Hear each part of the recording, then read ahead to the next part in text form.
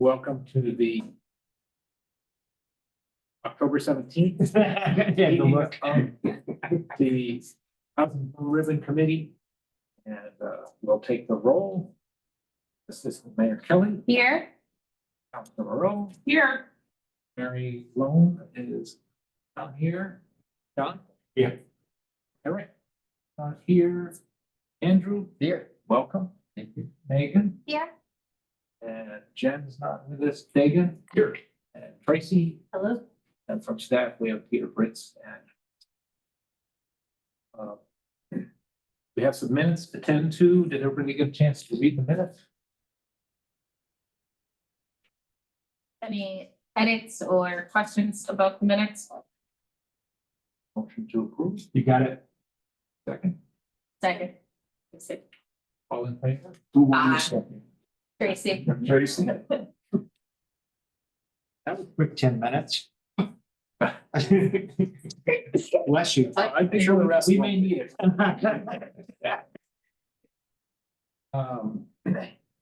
Next on to working group updates. I know the zoning working group got together. Hey, Councilor Rowe doing it. Leave the update. Not really. And that flag. I forgot to bring my notes with me, but we talked about several different things. I don't remember. Tracy can help me, I'm sure.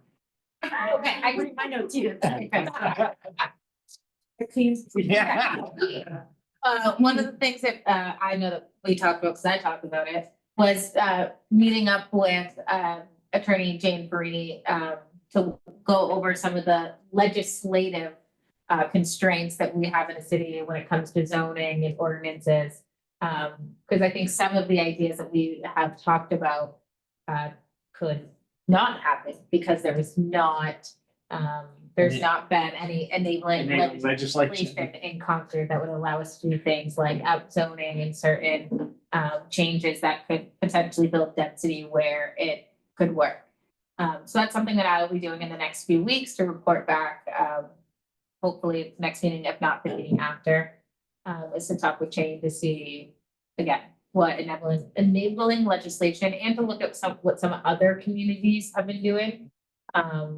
Whether there is, because I know that there have been some litigation in places like Nashua where they tried to impose some zoning changes that were not supported via Concord. And so that is one of the takeaways that we looked at. We also talked about inviting in Senator Proka to come and give us some updates And on- Senator or Representative Williams. Hello. No, you're fine. So again, meeting with some of the legislators in Concord that are doing some of the groundwork of balancing the needs and wants of a state with the needs and wants of individual communities. So that was kind of those are, I feel like, a lot of the big talking points is trying to figure out how we as a committee can get more educated. And hello. Okay. You're fine, don't worry. Yeah. And then really we talked about kind of I'm trying to figure out a way easily to compare some of our zoning from, I know one of the first things we talked about in this group was looking at areas that we liked what the density looked like Atlantic Heights, Hanaway, like Maple Haven, like Richards Ave and Lincoln, where you have all these, 3-deckers, looking at some of the more dense spaces, if they could be built now and what the zoning looked like when they were, whether there was zoning, or, and comparing it to what it looks like now. And we talked about what parts of our city actually make sense to have taller buildings. Yeah. And where could we expand on that? I would show you guys my map, but it looked like a bunch of circles with X's. Again, that was one of our things that we discussed, thanks to the trigger point, was trying to figure out and identify areas, again, where density could be quote unquote least impactful.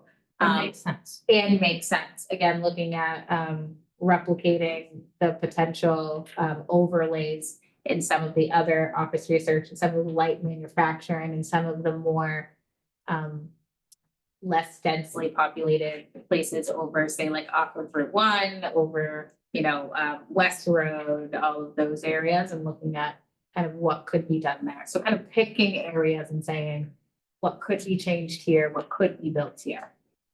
And doing that in consideration of the master plan, Yes, yes, what works for and what works against. yes. Which housing has always been, for the last, I think, few years on the master plan, always up there. Yeah, never checked that.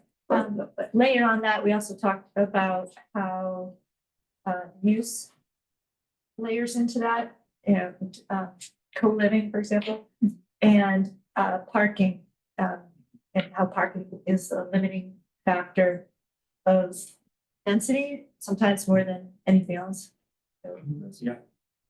two Also, we're important just trying to figure out what things during the planning process could be site approval versus variances versus CUPs versus administrative approval. So again, trying to look at, one of the big delayers in costs addings, or if you need, several attorneys to go in front of the planning board, if you need variances, you need things, but if we can look at trying to take away those barriers, understanding that there's a need for housing across the board for all demographics. And Jen? I think it's a great tag team job. Yeah. Sometimes it takes the first to prune the others. Yeah, prime up a little bit. Yeah. So if the end goal is to get some recommended zoning changes. What are the most fruitful paths to follow? Those areas that density is natural and things that not tested too much, or downtown. Yeah, and that's one of the things we talked about. It's like kind of a working flow chart of how something could be built, how changes could happen, and also within that, structuring in a way to deal with any opposition while it's happening instead of dealing with opposition at the very end. And that includes any zoning changes or any recommendations that could come forward from this group to planning board and council is, this change could bring this opposition. And so how do we confidently go forward recommending it with a plan to address that? And make that give and take part of the process. Yes. But it was a good like hour, good hour meeting, We and had just an hour. yeah, so we had Everyone's good. left like some homework, and then, I actually think you had all of them. yeah, I was saying, it's me, Attorney Brainy Jane, I'm coming for you. But yeah, Thank you. thank you for that. guys. And thanks to the group for taking time out of your day last Friday meeting On a Friday, wow. on a Friday. In the afternoon. Morning. Well, it was morning, late morning. Say because Beth screwed up. She thought it was 11, wondering where everyone was, and it was really 11:30. My fault. Hey, Good reminder. So, we spent our last meeting talking about the housing trust funds. Pop quiz, how many trust funds, housing trust funds does the city have? Two, how many have any money? One. And the one that has money was established in the nineties, and it funds the first time homebuyer program. And then there's the 2009 creation of an affordable housing trust fund as a result of a study that was done for the council, and that was never funded. But it can be a valuable tool going forward. Events are conspiring so that the city will be putting some money into that. And we talked last time about the things that a housing trust fund could do. Should it or should it not do rental assistance on an individual basis? It can buy land or buy adjacent land to add to the land that the city owns, to make parcels that could be used for affordable housing. It could be used, which was not a use seen in 2008. It could be used to preserve affordable housing in complexes that now have it, that those covenants are no law. There's a lot of PHA housing that's in that situation. It could be used to loan at low interest or below market interest to developers to incentivize them to put housing in, or it could be loaned to PHA or developers, nonprofit developers like that. And, you know, there's as many uses as we could create. But that was a good discussion.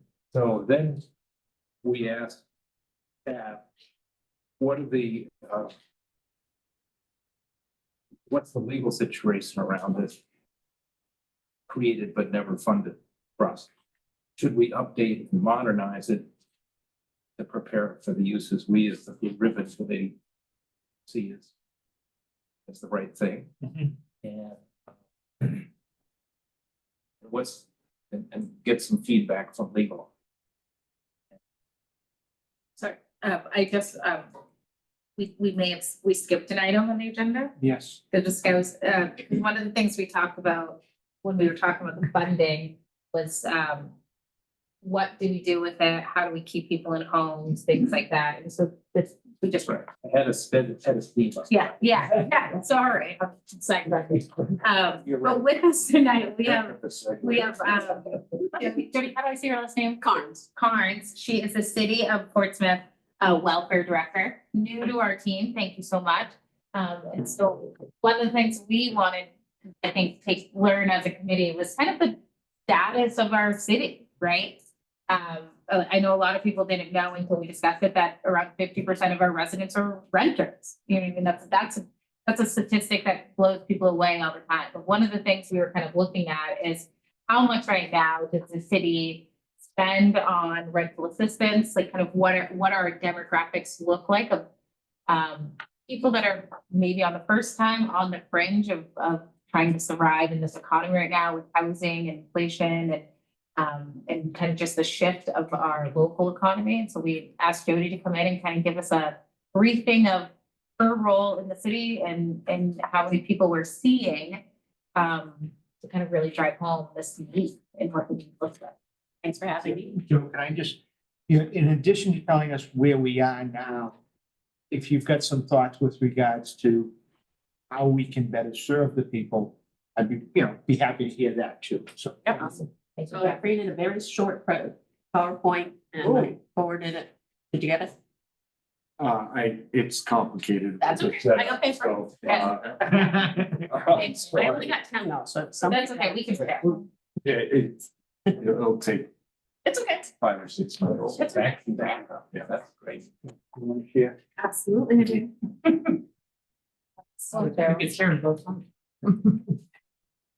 So every city and town in the state of New Hampshire has a welfare officer, either a welfare officer, a director, an administrator, a town selectman, somebody has to be a welfare officer. Some of you may know that, some of you may not, so I just wanted to start fresh.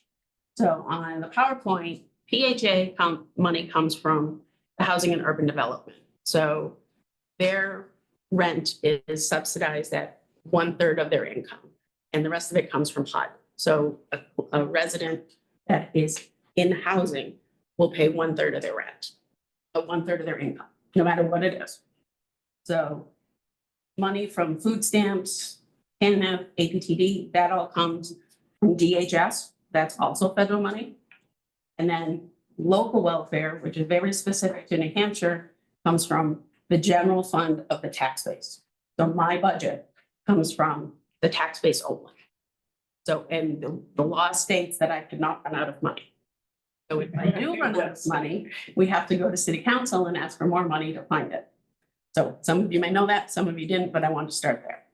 I think it's an important point. We're kind of an interactive group. You may have. Yeah, that's fine. Yeah, I watched your last video. Yeah, I think it's an important point because I think that people don't know that fact that we have a a requirement from our state government to take care of our citizens and our residents. In New Hampshire, it's in our state constitution essentially. Mhm. In our state laws that municipalities are responsible for their residents. So RSA 165. Oh. So How much does the city fund you? On an Um, annual basis? that is on. We're gonna get, all right. So Wow. what we do is I make referrals, they apply, it's emergency-based assistance. It's not sustainable assistance, it's not HUD, it's not a Section 8, it's not a voucher program. It's emergency assistance, so I can help with cremation, rent, emergency shelter, things like that. Most of my budget, almost all of my budget is emergency shelter and rent. Medical prescriptions, things like that, that doesn't add up very much comparatively. So, and this town also has a water discount program for emergencies. So anybody that has a water bill and they come across a medical emergency or something like that, they can get up to $300 off their water bill one time. And they also have a discount program for elderly and low income. So that's been very successful. The next page is the housing stats from New Hampshire Housing Authority. This was from 2023, the updated one, 2024, I believe that vacancy rate is 0.4 now. The orange page is what Mr. Anderson wanted. So this is our actual welfare expenditures in the last couple of years. The big dip was when COVID funds were released. So anybody that was renting, all they had to say they had COVID, they had COVID costs, they had to stay home with their kids. They got 3 months at a time rental assistance from the COVID relief funds. And that ended December of 2022. So as you can tell, if someone's rent was paid in full for 18 months, they had to learn some had to learn how to pay rent again.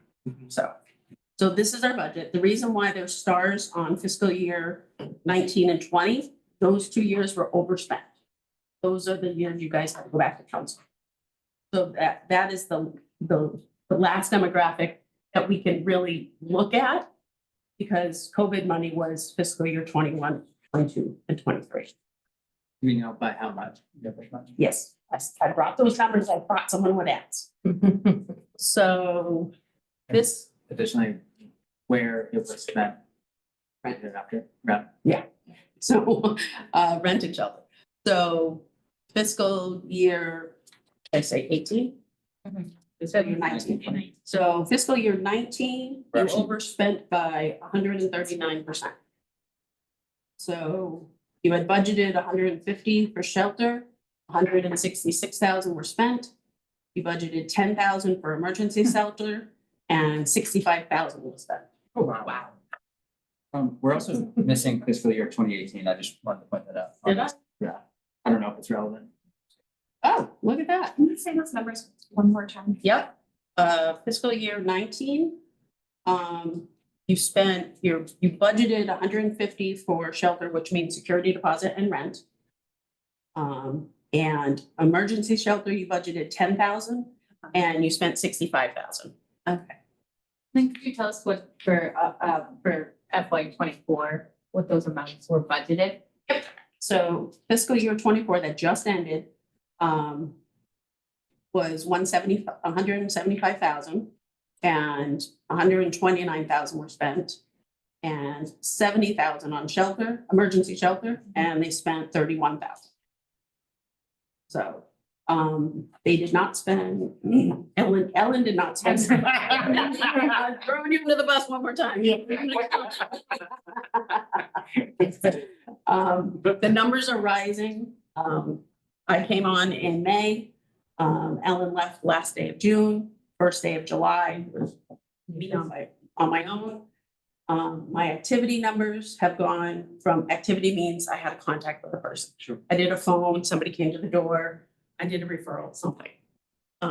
For July, I had 28 activities.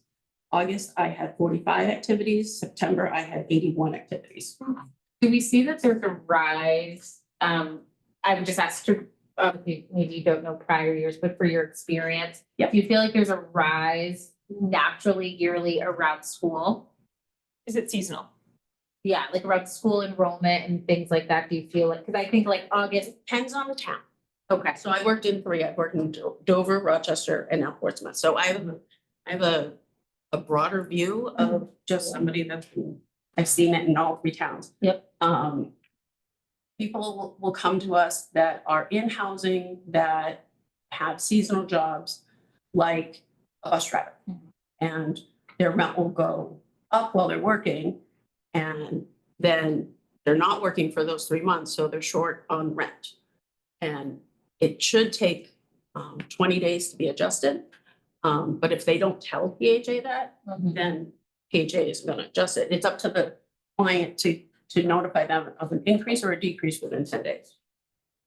So, and around January gets busy in all the towns, because they spend it on Christmas money.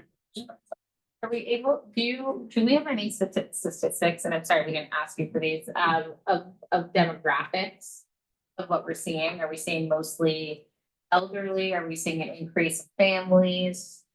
Usually, families, very few singles. One of the graphs I did do, the next one, on the orange one, my budget for this year is 259,000. That's why there's a question mark. I will not know if I go over that yet. Only 3 months in. So that's a big jump increase, right? 175 to 250. I have one quick question. Yeah, 175 was your actual expenditures. Okay. You had budgeted for fiscal year 24, you had the same exact budget, 259,600. But when you're talking numbers or any other policies or activities and things like that, Jody, could you, because you're giving an overview of your department, but make sure you emphasize it. For instance, your department's budget was $200,000. If you can emphasize how much of that is relative to housing, and when you talk about numbers of activities, how many of activities were related to housing? Okay, so that's the next slide. So the next slide is what my budget went to, what just Portsmouth housing alone. So this is the years. I got 18 in here this time, so yeah, I guess that's it. On the last one, fiscal year 24, the green line is the Ruth Griffin building. It was the first year that people were moving in there. But you gotta remember, they started fiscal year 24 starts in 23. Yeah, so. The Ruth Griffin building, which is your workforce housing building. So it is 64 units, and they're in workforce housing, and we still spent 12,000 for fiscal year 24. And this year I've already spent 1,800 in 3 months. And why, Jody, did you distinguish between PHA and Ruth Griffin? Ruth Griffin is a workforce housing that's run by PHA. So some of the, next slide. So Ruth Griffin has 64 units, and I talked to the property manager this week. It's a tax credit building. The rent is about 1,700, but they also have to pay for parking. So if they can't afford parking, they have to park on Parrot Ave parking lot. Some of the people have that. Some of the people having housing choice vouchers that are Section 8 vouchers, and their rent is adjusted based on income. And that wouldn't be part of your budget, Section 8 voucher. Next Section 8 vouchers, no, Yeah. that comes from housing. Yeah. Yep. So, and this is a portable voucher that if they leave Ruth Griffin, they can take it to a landlord that will accept it. Mhm. And then some have a property-based voucher that will also adjust their rent to 1/3 of their income, but it is not portable. It's only for that building. So there was a discrepancy, and I'm like, wait, why are some people getting adjusted and why aren't? So I had to call over and find out. The PHA is managing that property. So it's a little different than housing, where if you're in Wamisit, if you're in Margison's, if you're in any of the others, your income is 1/3 all the time. It's a mixed income workforce housing building, so it's different than their other buildings. Cause you have people from, it's one of the 3 in the state that is not just driven by the, It's not just low income and 1/3, it's actually based off your median income, and they are rooms, they have so many that are adjusted at different income levels. How many? Different AMI thresholds. Just AMI thresholds, yeah, so they're something like 40 to 100 and, I can't remember. there's just different model, there's, I think, only 3 from the house, from, if I'm remembering correctly, from the housing conference. Right now, there's only 3, and Griffin was one of the first ones to fully, or second one to fully come online. Where there's different thresholds, so you can be down to the 20, 30% and up to 120. Versus like Wamisit is set where you have to be below. It's 1/3 of your income, whatever your income is. So you could be paying full fee. Okay, Whatever full fee is. But yeah, if you start to make more money, they'll adjust your income to be higher, obviously. And you can still be at fair market, being paid, you'll still be in housing and still paying fair market rate. so the reason you broke it out here in between blue and green is to show us what? To show you that, we're still paying for people that are in workforce housing and that their income is still, they're still having a hard time making rent, even though they're in workforce housing.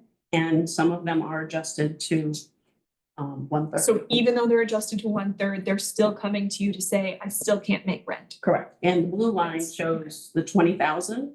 That was to the other PHA properties that we had separated out. That's what we paid to Portsmouth Housing and all the other units.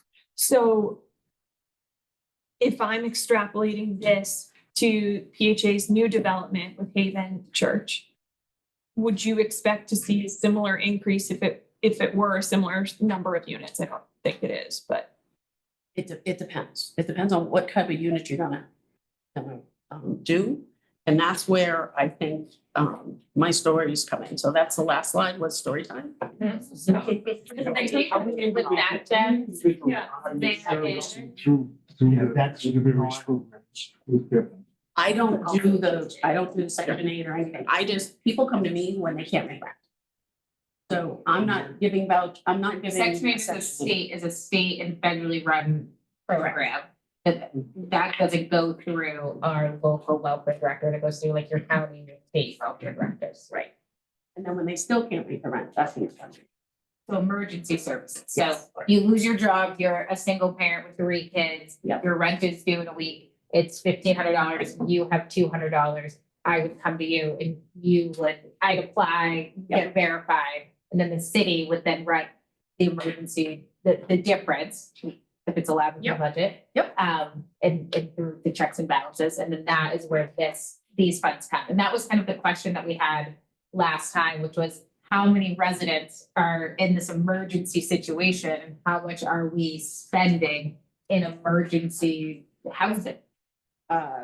Fiscal year 2024, there was 238 residents. And that was our first year prior to COVID. I have already had 52 residents. That doesn't mean that I wrote 52 vouchers. That means I could write 2, 3, or 4 vouchers. Yeah. For that one person. So one of my questions, is there a limitation on how many times someone can have access assistance whenever they need it? Yeah, so, And that's based on the state RSA. right, so that's where my story What's comes it? in. Andrew? Yeah, you may not have the answer, so feel free to say I don't have the answer. Ruth Griffin is a tax credit building, rent is about $1,700 plus a parking fee. Do you have any knowledge about the parking fee? If you have it in the building, I guess there's a garage. And the garage is $100, and if you have the outside parking spot, it's $50. But not parking anywhere else? That's the only guaranteed parking for tenants. Sure, so tenants are paying that if they want to have a parking space? Yeah. And then if they don't, they have to drive around till they find something. Right. Much like anybody else in this. Correct. Correct. It's a nice way to fact about this lovely town. Could be a zoning discrepancy or zoning flaw in the sense of our parking ratios and how we talk about other additional buildings to be developed in the future. It's maybe not a question about parking ratios, but more so about transit. And as we talk about Route 1 and those corridors that we kind of just touched upon, it may be a real big consideration because $50 to $100 could save somebody, a lot of heartache on a week-to-week basis or month-to-month basis and an annual basis. So I think that is a really important component to acknowledge in this because we got to write the zoning to be accommodating for what we have currently, what we're analyzing currently, and all of that is leading into this circular problem of affordable housing. So if you have more requests than the budget, do you ask the council for more money first and then No, disperse it, or you just I disperse just it? and go reverse back? it and then I go down. Legally required. And then if you don't spend the budget, what happens to that excess It- allocation? Rolls back into general fund. General fund. And what defines an emergency? Like, what if someone has an emergency every day? I mean, like someone, if someone's homeless, for example, for the summer, they sleep in a tent and they are generally good outside, but one day it goes down to 10 below, that's an emergency. Would you pay for a week in a hotel, or does it has to be an actual rent contract or? Every case is different. It does, I'm paying rent, it does have to be a lease. It cannot be a sober living home because you can get kicked out. Like some people have to be rent to a sober living home. So we can't pay for those because they can get kicked out. There has to, for rent, it has to be a lease process. We can't do short-term rentals because they probably wouldn't even accept our vouchers anyway. We pay the landlord directly. So when it comes to an emergency base, every case is different, and there is a thing on the municipal association called the Art of Welfare. And if I have a person that just got here from, true story, one other state, Tennessee, just got here, plopped themselves down in Portsmouth, says, I want to live in Portsmouth. No income, only social security, disability, but needed a bed. Found him a bed in at a Manchester shelter because Crossroads was full. So we Uber them to Manchester, we coordinate and make sure that there is a bed available, coordinate them to shelter. Because then they get case management and move into, actually move in quicker with the case management because there's somebody there to help them fill out the forms and things like that. So. Last question, is there a way that the surplus, instead of going back to general fund, could be used for those with chronic emergencies? That was gonna be my I question. don't know if I would say this would be, the likely answer would be no, based on how the RSA is written, but that's a question I can ask for Jane. But I would assume It would just increase my Just budget. like any other department in the city. We like to roll The it money back. rolls back. Right. Yeah, so I have a lady that was on the senior wait list for Portsmouth Housing for over 5 years. She has been a lifelong resident of Portsmouth. Her landlord upped her rent. She's still not, she's there getting close to the top of the list. I have her in a motel right now, and I will be moteling her until Portsmouth Housing comes available for her. So it could be a year, it could be 2 years. At right now, the rent for moteling is $673 for this week, per week. And they take and they do have to pay a portion of that out of their social security. When we work out a budget, we're like, okay, how much can you afford to pay? And they pay a portion of that for themselves. But in her case, how much did her rent go up? Her rent went up $300, but I just had a case just very recently. A 72-year-old that has been renting in Portsmouth for 13 years. Her rent started for the last 3 years, she's been paying $2,000 a month. And same residence, and her landlord just increased it to $2,800, and so she went up $800 in 1 month. So, and that's this month. So November will be her first increase of $800, and she won't be able to afford it. Do we get to interview landlords to find out why they have increased it so much? Demand, Supply and demand. it's on the first page. Yeah. 0.4%. When I personally talk to landlords, it's supply and demand. So, and I think to touch on what Andrew said, a healthy market is 5% vacancy. So we have, and this again goes back to the housing conference where one of the leading housing economists said this is the most shocking data she's ever seen. She sent it to colleagues and said, can you look at this and make sure I'm correct? We have, we are at some point we have to build because there is a 0.4 is an astonishingly low. And if I can, to add to the 0.4%, what that represents in a healthy rental market of 4 to 5%, it means that a rental unit will remain vacant for 35, 45 days. At a 0.4 to 0.5%, it remains vacant for less than a week. No hours. Beth, I'm curious, because as we embark on looking at co-living and putting that into our zoning, if there were co-living establishments, would your emergency vouchers work in a situation? And you may not know the answer to this, but I'm just curious. Like a rooming house, sorry. Basically, Yes. basically, yeah, I mean, they have their own. Yes, they have a lease, I have several, yep. Yep, Stuff we should ask. I think it should be, you guys have an incredible job that I think you have to go at it at all angles, because rooming houses are important for a lot of our residents. Because sometimes they don't live well on their own. Sometimes they just want to pay their rent because usually all the utilities are included, or whatever reason they want to be in the rooming house. I have people that have been in rooming houses for years and they love it. So, And they're still here. right, I think- yeah. And there's still your workers that you need to be driving those buses and being the cooks and being the chefs and being at a retail store and. Yeah, I think it's also, there's this negative notion of what a room, a boarding house, a room rent up. I mean, when I was in my early 20s and lived on Union Street, there were 6 of us in a half a duplex that had 2 living rooms, 2 bathrooms. That technically could be considered a rooming house. We didn't really know each other, found an ad on Craigslist, wrote individual texts to the landlord. Yep. And I know that current apartment still is doing it now for double, but so I think again, you know, one of the things we want to make sure that we do in this committee, at least from my perspective, is to destigmatize certain types of housing. Yes. Right, that we, you know, I always say like, well, we're focused, and our focus right now is on, you know, affordable living. You need to have healthy housing everywhere. So like people are not matriculating out of their apartments to buy starter homes, and they're not moving along, and that's causing like there to be no vacancies. Right. One of the things that I would love for you guys to do is to urge more 1-bedrooms. Because what we're seeing is that people that were in housing or are still in housing, their family has grown and they're out of the house. So now you have a single mom or a couple that are living in a 3-bedroom house, but they really only need 1 bedroom.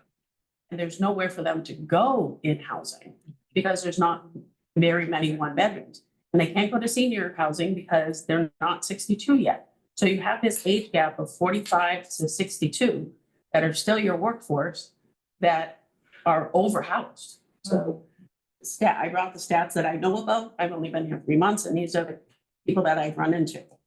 I have 5 singles living in 2-bedroom apartments. I have 2 singles living in 3-bedroom apartments. I have one person they need 2 bedrooms. They are in a 4-bedroom unit. I have another one that is 2 people living in a 3-bedroom unit. So question, and you may not know this off the top of your head. Are most of those people living in public subsidized housing? Yes. Okay, so that was like a question of mine, because I wondered like how that compared to the like the private second. Because I see it. I mean, I know many people who live in why can I think of past Atlantic Heights, Osprey Landing, which are some of those units are 3 or 4 units. Yeah. Their kids have moved out, but they can't leave because there's nowhere else. They don't wish to go. Yeah. Yep. And that would free up the family housing that you already have. Yeah. So I'm not a builder. I have no idea. I don't know if it's cheaper to build 1 bedrooms. It's more expensive, Is it more expensive? because you have to put a kitchen and bathroom in each. But we always talk about too, that there's this lack though of family housing as we're trying to attract more families. But it's because it's because in that demographic, it's being held out because there's nowhere else to go. And in your private sector, and I saw this in Rochester, Andover, and now Portsmouth, that you have seniors that can't get into senior housing. One spouse dies, And now they're down to one income and they were doing okay. And now the spouse left behind can't make rent. So she comes and sees us, or he sees us every month until something opens up. And right now, Somersworth, Somersworth Housing has closed most of their lists. Right now, you cannot apply. Because they're too long. They're too many people on the wait. Yeah. And so did Portsmouth just shut theirs down last month. How many people is so many people that they just shut down the list? I hear the list can be anywhere from 2 to 5 years. I know just the numbers list, the last I talked to PHA at Ruth, where they had 64 units, the first round of applications was like 350. Yeah. And we just heard, right, that there was a woman that the waiting list for senior housing is 5+ years. So we could anticipate that we would be subsidizing that rent or that hotel or that for 5+ years. Yes, When we could potentially have 1,000 more units for people. yes. These are people already in our community also. Yeah, and say somebody gets hurt, I'm just gonna use West End Yards, because I hear it's pretty nice there. We would have to assist with that income as well, Mhm. until, say they had a medical emergency, they had a stroke and they can't get back to work for a year. We could end up spending over $40,000 in 1 year on one family. And it happens every year, so. Oh, if they lived in Weston. Yes. Yep. Okay. Yeah, because this is not like fully income restricted. Obviously, it's like. No, it goes by, it goes by your circumstances. Yeah. Like, I can't, if the doctor says you're gonna be better and you're out of work for 6 months, you're out of work for 6 months. So someone who's paying market rate in West End Yards is the example. Yep. Okay, just to clarify that it's not someone who won't there. Five work with. Hey. Andrew,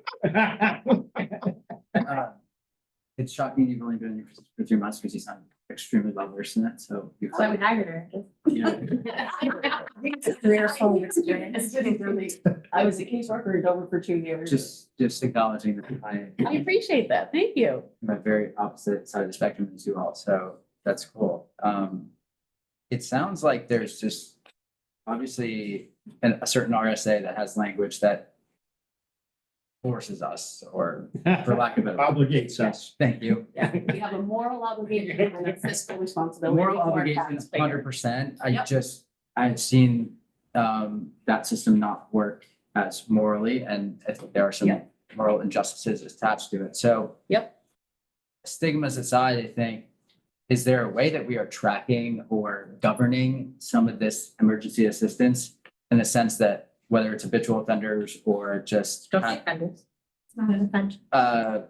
People having many. Residents, community members, employees. from where I have experienced this, maybe there's not as much proactive nature associated. So like, Proactive emergency preparedness, is that? no. Stop it on the head. I think you're thinking for case management. Because we do a lot of case management. The more time we have with case management, the lesser numbers go down. Because Less your numbers go down. What do you? did I say? The less money spent. Right, the Thank more you. you're Yes. solving the Okay. problems up front. If you can spend time on case management, you're not just writing a check, you're solving a problem. Right, we're like, why can't you do this? Let me distill it down to hopefully a clear point. Is there a way to, because you said families and individuals, is there a way to associate a maximum amount before it escalates to a higher review? So if a certain individual has gone about X amount of dollars on an annual basis versus a family that's costing you 40,000, is there a way to set a threshold where after that threshold, we are doing additional review or additional investigation into how to better solve this problem? That happens with every case. And it's either once a month, or if they're habitual, it would be almost weekly. So I will have somebody say, I can't pay my rent this month. My daughter's, I'll use my daughter. My daughter's a travel softball player. We had 3 tournaments this month. We had to go to Connecticut. I spent $3,000 on hotel rooms. I need rental assistance. They do not qualify Right. because of miscellaneous spending. But after the first time they see me, they have to use their income for basic needs first. They do not use their income for basic needs first, then they're not eligible. So these are people that are retired. So somebody that decided to buy $6,000 worth of Amazon books over the summer and couldn't pay their August rent. That's, and you've been to see me before and I told you, you have to use your income for basic needs. And they do not qualify. And so, just pause, that, when I said offenders earlier, that's what I was kind of. alluding to. An inappropriate use of the word. Totally get it, it's just my viewpoint at the time. So Jody, we've always stepped in when people have a loss of income. Mhm. But are you seeing more of their income still there, but the rent is going up beyond their ability? Correct. Yeah. So like the lady that's been here for 13 years, she's been doing fine. She's lived there her whole life, lived at this one apartment for 13 years, doing fine. Everybody, most income used to be 25 to 30% of your income. That's what you were taught when we were in school. Yeah. And now it's more than 50% for most people. Are we seeing, or do we do any homeowners assistance, like mortgage relief assistance, things like that? If someone needs help with their mortgage, we assist just like we would with rent. We pay the mortgage. I cannot pay interest or taxes. Okay. Although there is a stipulation that if you have the city's been very generous. If you have, and they do get a lien on their property if they own it. And then when the home sells, the lien is paid back at 6%. Okay. So, they do have, I have assisted with property taxes because you guys have a 5-year window. So we assisted with 2.5 years of property taxes, so they wouldn't lose their home. Because you have an elderly lady that's lived there her whole life, house is paid off and you just can't make the taxes. We've paid that, leaned her house, and she knows that her house is leaned and she's fine with it because she's where she wants to be. So as a city, you guys are doing a phenomenal job with retention and making sure that everybody's taken care of. I can say that for a fact. It's trying to help people in that circumstance, especially our elderly, stay in our homes. Yes. Keep raising the exemption. Yes. Yes, yeah, the exact, I mean, we now have the highest by far in the state. And license. Now, when you talk about incomes, et cetera, I guess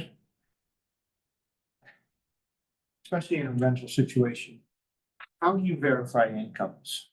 They have to provide pay stubs, or if they're on social security, their social security check going into their bank. We need 30 days of the last banking to see why you weren't able to pay this month's rent. And if they've seen me before and there's miscellaneous spending, I'm sorry, you don't qualify.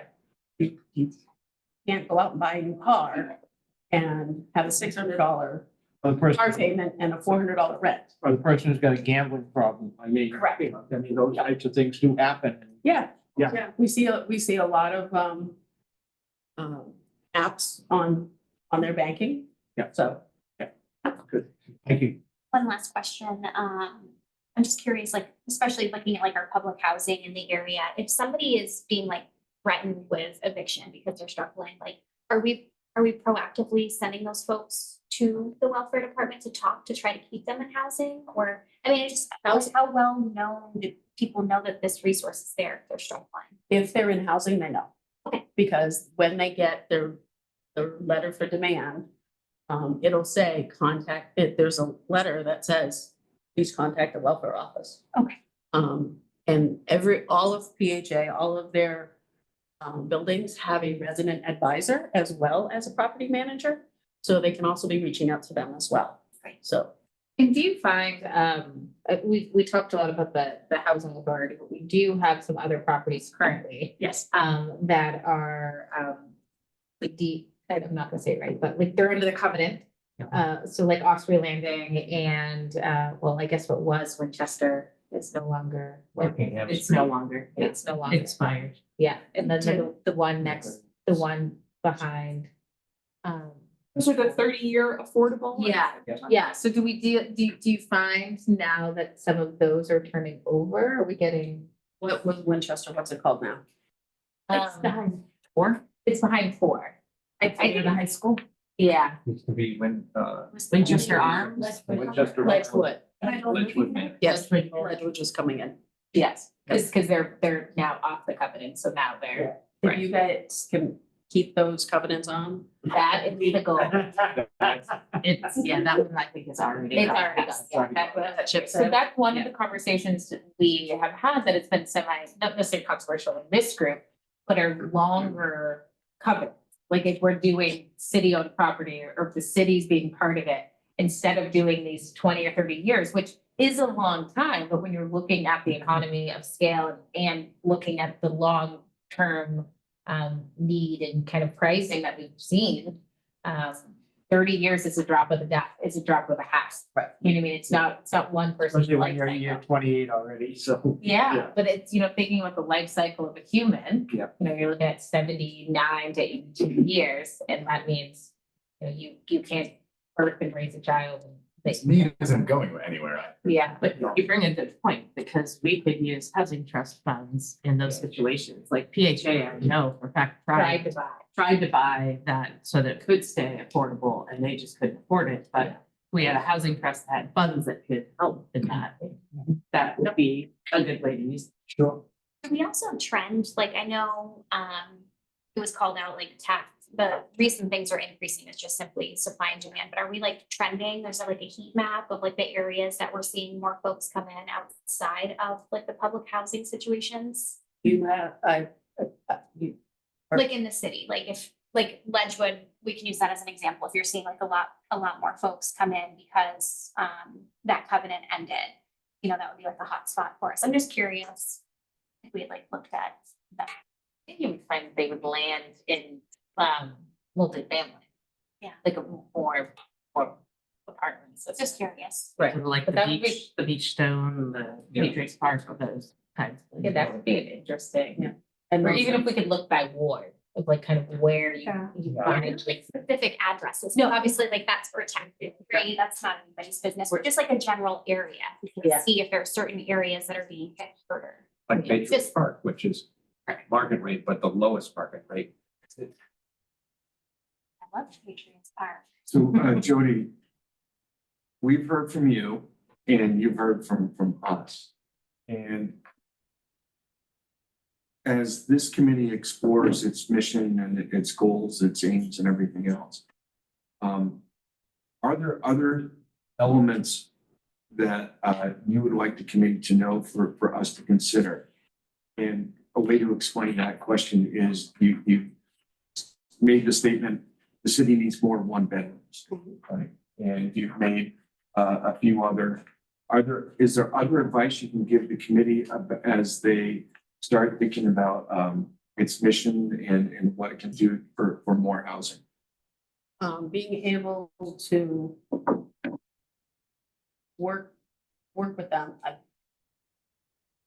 You have to take up all avenues approach, really do. You need, and that gap of that 45 to 62, that's a huge bucket right there that I would have never even thought of. You're talking age or income?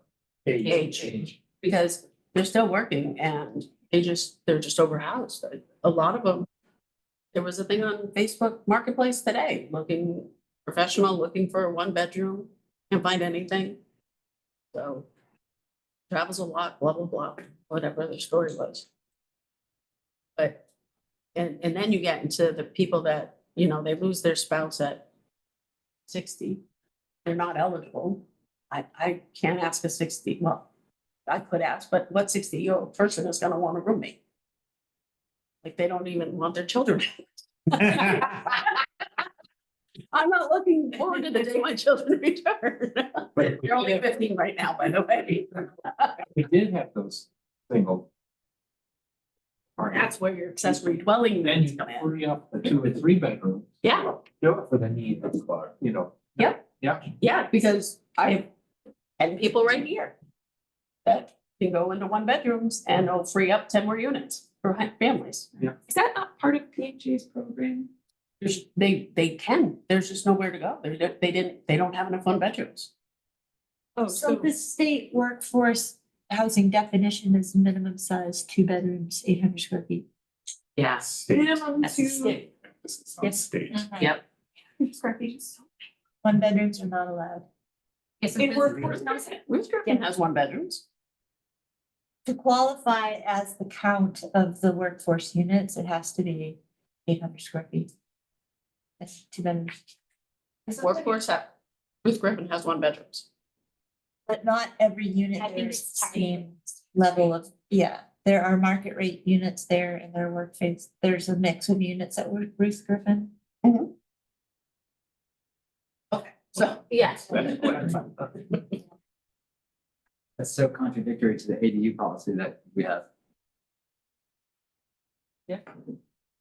This is also been a hot button topic because there's been some people who have said nobody could live in under 800 square feet. And I just think it's a huge slap in the face. So everyone who lives in Atlantic Heights, everyone who lives in a, in Maple Haven in a 900 square foot, there's this big conversation of like how big it has to be.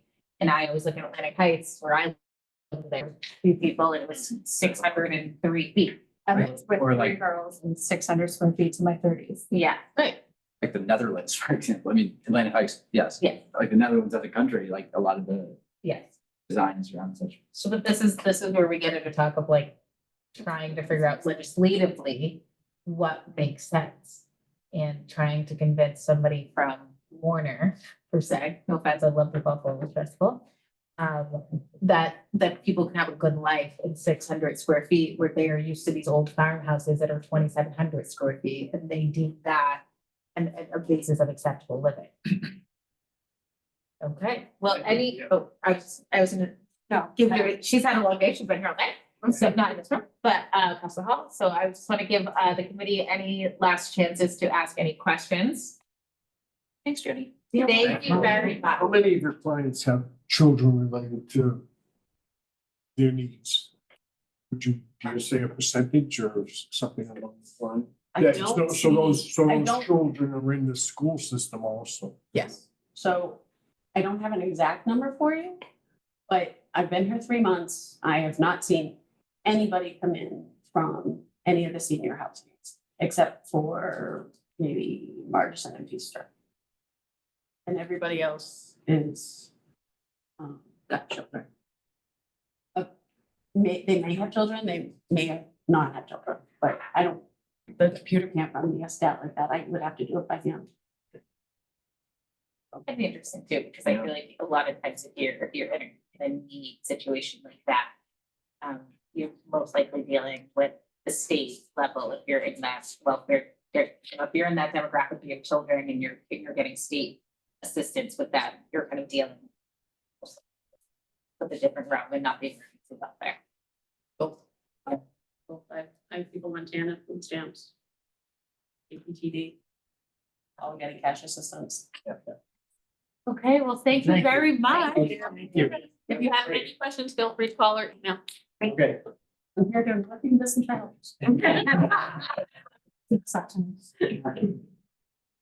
Thank you again. You're welcome. Good job, Jody. Thanks. You don't have to say. No. Yeah. Big boss. We're not gonna solve housing in the next step. And thank you for having that there. Yeah. Yeah, It that's was great. very, very helpful. Great. Okay. Now I know what John was talking about.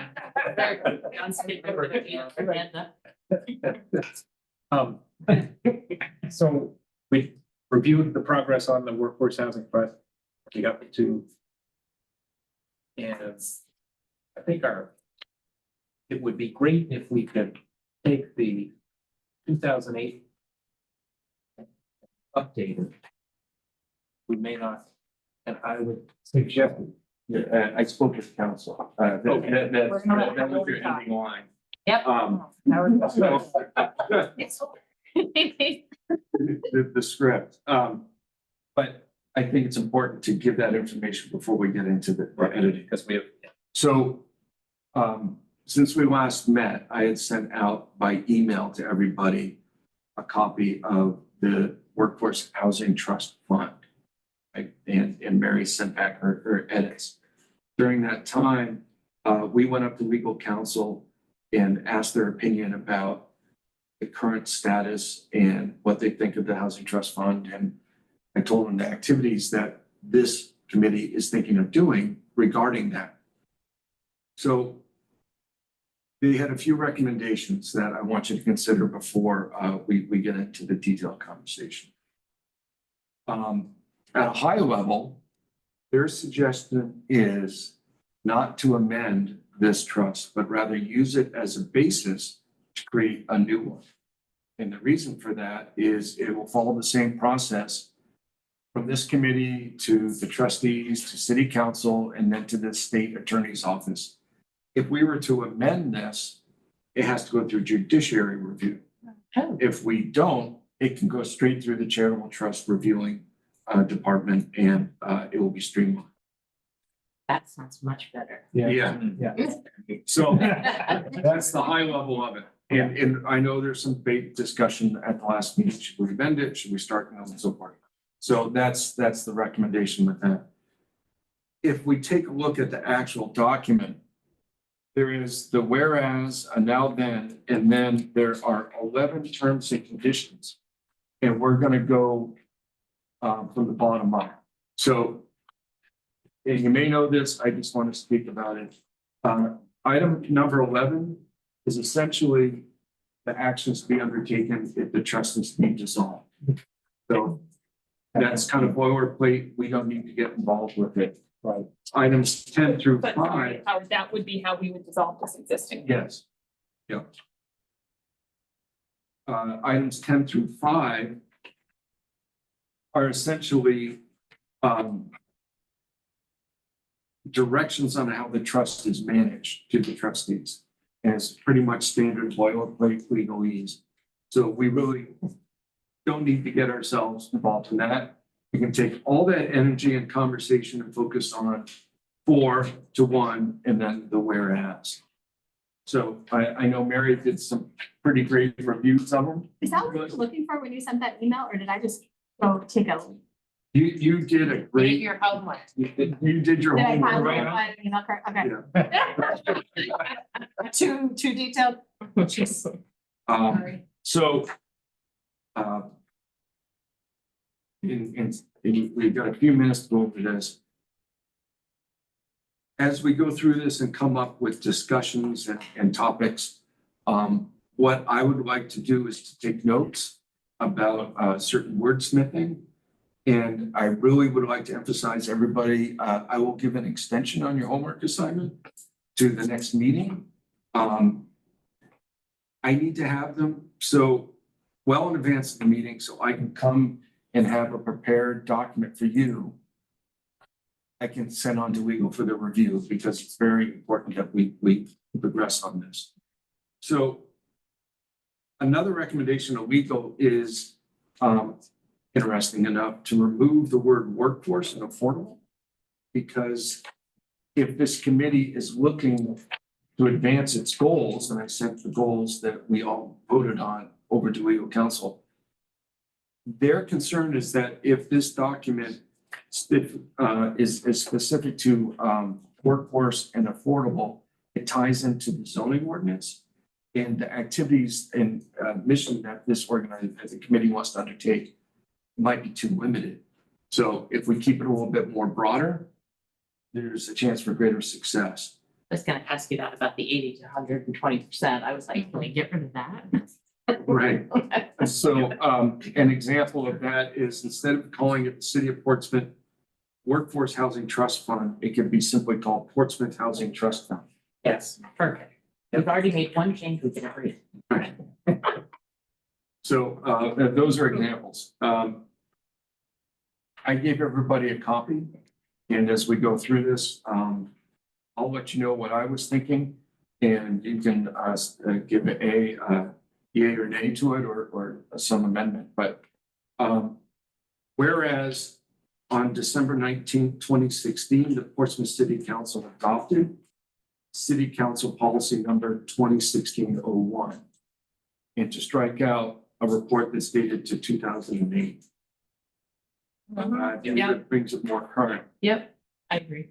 The next whereas could be the Portsmouth City Council established the Housing Blue Ribbon Committee in February of 2024. And then open up to if there needs to be anything more specific than that.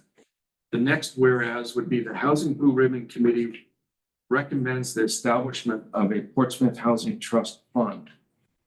And whereas the primary purpose of the, and for yeah, enter new name here, Portsmouth Housing Trust Fund, to create new and retain existing, housing units affordable to households earning between 60% and 120% of median family income. So you had mentioned taking out the 60 to 120. Would, instead of being specific to numbers like that, could we say anything along the lines of below market rate? I think we go back to the work we put into our goal statement. It's like up to, I think it was, no, I know we did. We spent so much time on it, but I felt like we got something that was somewhat general. We didn't put numbers on it, except for how many units, right? Yeah. We talked about what's affordable based off your income, right? So it was, it. Yeah, I know, I should, I have it. Where's mine? I know, but where is mine? We need to read this. limit our ability to access federal That's funds. right, so the 11th room. Like if we're just a housing trust or we're not a workforce or affordable housing trust, can we get our hands on dollars that would actually fund this thing? I would say, and I will check into that, I do not think it limits it. But I think to tap in to state funds, it doesn't necessarily need to state. Long-term affordability. That's one of the things that was part of it, and I think it's somehow, right, yeah, sustainable, long-term affordability, I think is the words we need to go toward versus median income or percentage. We are trying to create sustainable, long-term, affordable housing at all levels. So I love the we way could, thank you for finding that. We task Helen with going back to that goal statement. Bradley. Thanks for what you do. To watch. Yeah, all 9 of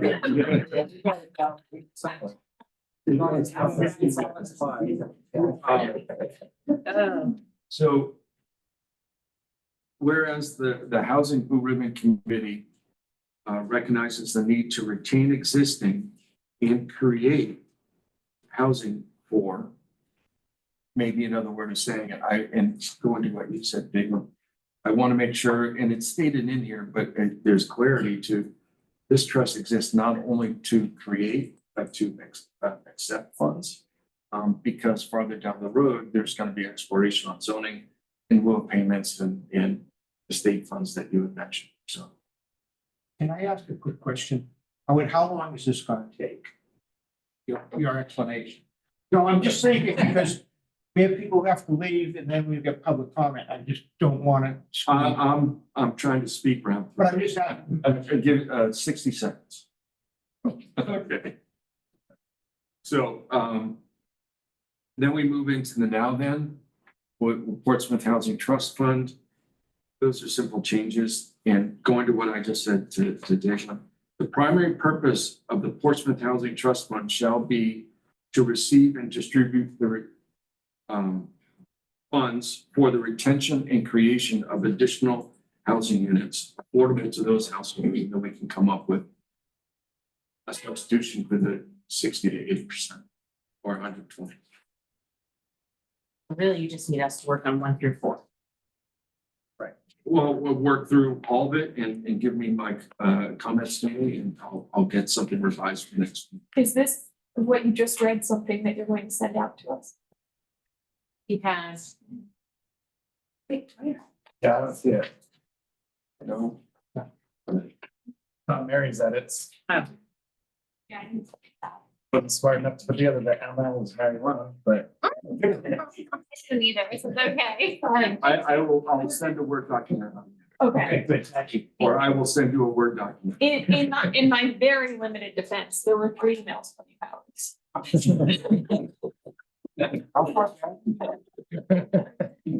That was the 3 this week. So Okay, so can everyone admit that if you have any edits, to get them to Howard by Wednesday? That When's was our next meeting? You're not till the seventh. Yeah, 1/7, that's 10. Yeah, but Wednesday allows him to like hammer them out. But you wanna get legal to Do the review rest it, of his gotta- job. Gotta go to legal. Did you send And- it in? and- Mark? Can I have till the week, next weekend? I can- I'm going on vacation. Okay.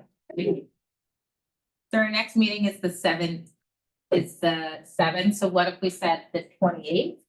And that would give a week, a little under, would give like a week and a half.